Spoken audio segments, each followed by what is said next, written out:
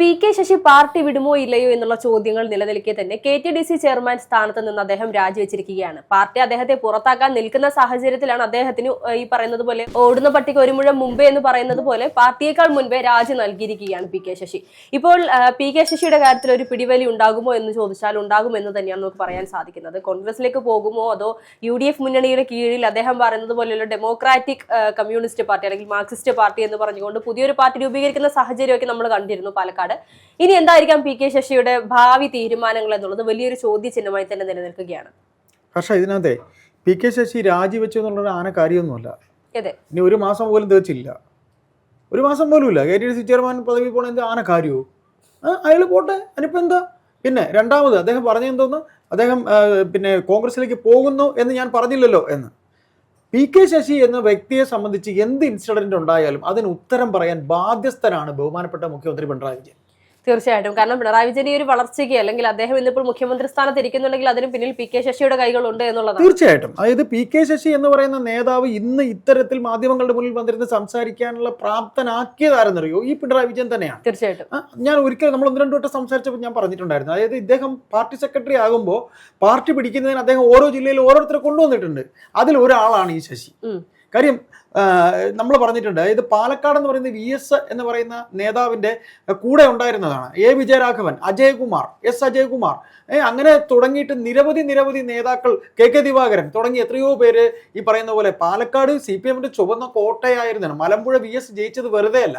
അന്ന് ഈ പറയുന്ന പോലെ പാർട്ടി പിടിക്കാനായി കണ്ടുപിടിച്ച, അതായത് ഇദ്ദേഹത്തിന്റെ ഒരു സ്വഭാവം, അതിന്റെ പിണറായി വിജയന്റെ ഒരു സ്വഭാവം ഭിന്നിപ്പിക്കുക എന്നുള്ളതാണ്.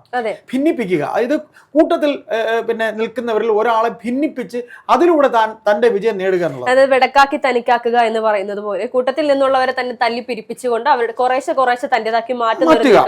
ഞാൻ എന്റെ കേട്ടറിവിൽ ഞാൻ കേട്ടിട്ടുള്ളത്, ഒരു വേള ഈ പറയുന്ന രീതിയിൽ പിണറായി വിജയൻ പാലക്കാട് വന്ന് ഇറങ്ങുമ്പോൾ ശശിയാണ് അദ്ദേഹത്തെ സ്വീകരിക്കുന്നത്. ശശിയാണ് അദ്ദേഹത്തോടൊപ്പം കാറിലുണ്ടാകുന്നത്.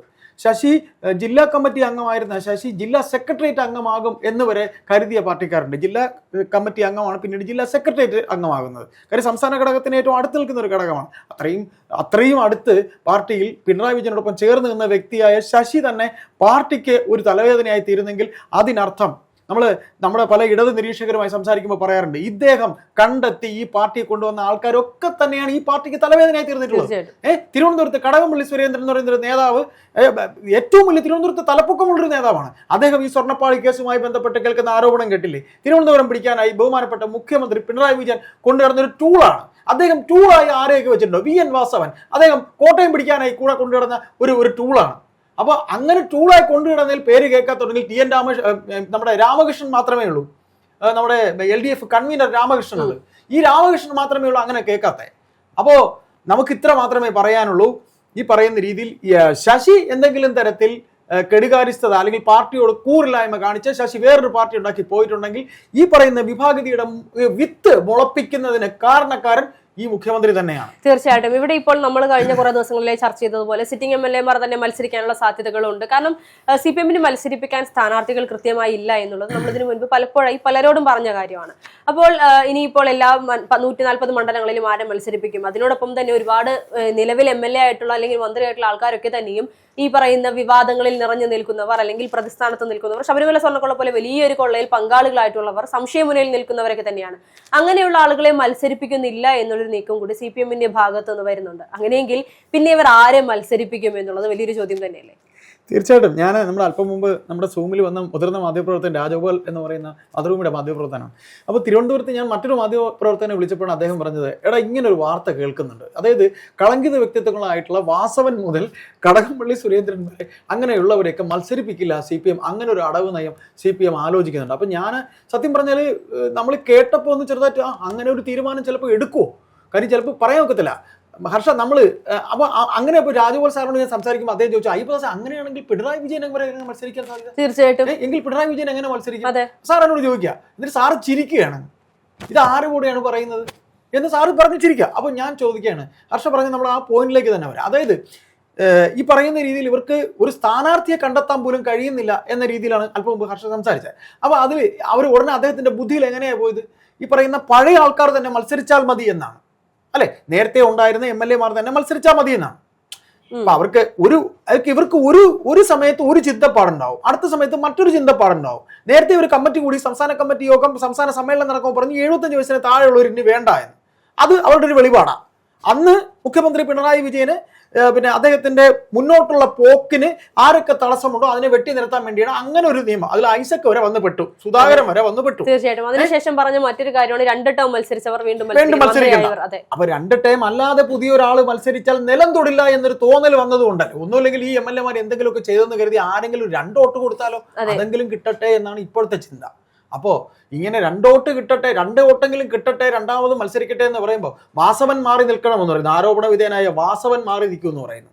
കടകംപള്ളി സുരേന്ദ്രൻ മാറി നിൽക്കുമെന്ന് പറയുന്നു. വേറെ ആരൊക്കെയുണ്ട് ആരോപണ വിധേയൻ? അല്ല, ഇവരെയൊക്കെ മാറ്റി നിർത്തുക എന്ന് പറയുമ്പോൾ പ്രധാനമായും ഒരു പക്ഷേ ഈ പറഞ്ഞ സിറ്റിംഗ് MLA മാർ മത്സരിച്ചാൽ പോലും അവർ ഈ പറയുന്ന സ്വന്തം മണ്ഡലങ്ങളിൽ ചെയ്ത പ്രവൃത്തി പോലും നോക്കാൻ പറ്റാത്ത രീതിയിൽ ഈ പറയുന്ന ആളുകളുടെയൊക്കെ ഒരു നെഗറ്റീവ് ഇമേജ് തീർച്ചയായിട്ടും തീർച്ചയായിട്ടും ആന്റി ഇൻകംബൻസിയേക്കാൾ ഉണ്ടാകുന്നത് മുഖ്യമന്ത്രിയോടുള്ള വിരോധമാണ്, പിണറായി വിരോധമാണ്. അപ്പോ ശരിക്കും വെള്ളം കുടിക്കും അല്ലെ? ഇനിയിപ്പോ ഇവര് മാറ്റണമെന്ന് വിചാരിച്ചാലും സ്ഥാനാർത്ഥിയെ കിട്ടിയാലും ജനം ചിന്തിക്കൂലേ? ഇത്രയ്ക്ക് ഇവരെ ഇങ്ങനെ ആരെ നിർത്തിയാലും, കാര്യം ജനത്തിന്റെ മുന്നിൽ സത്യം ഇങ്ങനെ നിപ്പുണ്ട്, പല സത്യങ്ങളും നിപ്പുണ്ട്. അപ്പോൾ നമുക്ക് കാത്തിരിക്കാം. ഈ പറയുന്ന രീതിയിൽ മുഖ്യമന്ത്രി പിണറായി വിജയൻ എനിക്ക് തോന്നുന്ന മറ്റൊരു കാര്യമില്ല ഹർഷ, എനിക്ക് തോന്നുന്ന ഒരു പ്രധാനപ്പെട്ട കാര്യം എൻ്റെ മനസ്സിൽ തോന്നുന്നത് പിണറായി വിജയൻ ചിലപ്പോൾ മത്സരിക്കില്ല. അദ്ദേഹത്തിന് മാറി നിൽക്കാൻ സാധിക്കില്ല. കാരണം ഈ പറയുന്നത് പോലെ ഒരു പ്രതീക്ഷ ധർമ്മടത്തുണ്ട് എന്നുള്ളത് യാഥാർത്ഥ്യമാണ്. ഇപ്പോൾ ധർമ്മടത്ത് നമ്മൾ പറയണ്ട, അല്ല, നമ്മൾ പലപ്പോഴും ഈ പറയുന്നത് പോലെ പറവൂരിൽ വി ഡി സതീശൻ മത്സരിച്ചാൽ എതിരെ ആര് വന്നാലും അദ്ദേഹം വിജയിക്കും എന്ന് പറയുന്നത് തീർച്ചയായിട്ടും. അപ്പോൾ അതുപോലെ സ്വന്തം മണ്ഡലത്തിലെ ഒരു പ്രതീക്ഷ എന്തായാലും എല്ലാ നേതാക്കന്മാർക്കും ഉണ്ട് എന്നുള്ളത് നമുക്ക് മനസ്സിലാക്കാൻ സാധിക്കും. അതിനപ്പുറത്തേക്ക് പിണറായി വിജയൻ ഇപ്പോൾ മത്സരിക്കാതെ മാറി നിന്നാൽ അത് ആ പാർട്ടിയെ പൂർണ്ണമായും തകർക്കുന്ന ഒരു നിലപാടിലേക്ക്. എനിക്ക് തോന്നുന്ന എന്റെ ഒരു പരിമിതമായ അറിവിൽ എനിക്ക് തോന്നുന്നത് ഇദ്ദേഹം മത്സരിക്കില്ല, നയിക്കും. അദ്ദേഹം ഈ തെരഞ്ഞെടുപ്പിനെ നയിക്കും. മതി, അദ്ദേഹം നയിച്ചാൽ തന്നെ തീരുമാനം CPM കാര്യത്തിൽ തീരുമാനമാകുമല്ലോ. മത്സരിക്കണമെന്നില്ല, മുന്നിൽ നിന്ന് നയിച്ചാൽ തന്നെ. അതെ, നമ്മള് CPM പോലും കൃത്യമായി അറിയാം, മുഖ്യമന്ത്രി പിണറായി വിജയൻ മുൻപിൽ നിന്ന് നയിക്കുകയാണെങ്കിൽ പാർട്ടിക്ക് തോൽവി ഏറ്റുവാങ്ങേണ്ടി വരുമെന്നുള്ള ഒരു ധാരണ അവർക്ക് തന്നെ ഉണ്ട് എന്നുള്ളതാണ് യാഥാർത്ഥ്യം. അപ്പോൾ അദ്ദേഹം മത്സരിച്ചാലും അദ്ദേഹം എനിക്കൊന്നും മത്സരിക്കുന്നതിനേക്കാൾ മുന്നിൽ നിന്ന് നയിക്കുകയാണെങ്കിൽ അത് മറ്റു പാർട്ടികൾക്ക് കുറച്ചുകൂടി ഗുണം ചെയ്യുമായിരിക്കും. അപ്പൊ അതെ ഹർഷ, CPM കൊടുക്കുന്ന ഒരു പണിയാണ് ഹർഷ. കാര്യം നിങ്ങളായിട്ടാണ് എല്ലാം ഉണ്ടാക്കി വെച്ചത്. അപ്പോൾ നിങ്ങൾ തന്നെ എല്ലാം നേരിട്ട് കാണും. ആളില്ലാ കസേരൻ നിങ്ങൾ കാണും, കരിങ്കോട് കാണിക്കുന്നത് നിങ്ങൾ കാണും അല്ലേ? തീർച്ചയായിട്ടും അദ്ദേഹത്തിന്റെ പാർട്ടി കൊടുക്കുന്ന ഒരു പണി ആയിരിക്കാം ഇത്. നമുക്ക് നോക്കാം. ഇനി കളങ്കിത വ്യക്തിത്വങ്ങളെ നിർത്തണ്ട എന്ന് തീരുമാനിക്കുമ്പോൾ മുഖ്യമന്ത്രിയും അങ്ങനെ മുഖ്യമന്ത്രിയെ മാറ്റി നിർത്തിയ ഒരു മത്സരം, സ്ഥാനാർത്ഥികളെ നിർണ്ണയിക്കാനുള്ള ചങ്കൂറ്റം CPM സംസ്ഥാന കമ്മിറ്റിക്ക് ഉണ്ടാകും അല്ലേ?